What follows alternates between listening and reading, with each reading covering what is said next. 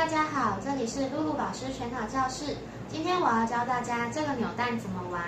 我们先把扭蛋打开来，轻轻的倒出来。好，那请帮我做分类，这里有不同形状的纽扣，那请你们帮我排一排。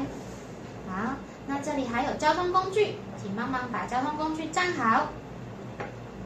好，那请你们看到这里有很多颜色哦，那每一个颜色它有不一样的交通工具。橘色的纽扣，它要找橘色的交通工具是直升机，直升机放上去，那站好。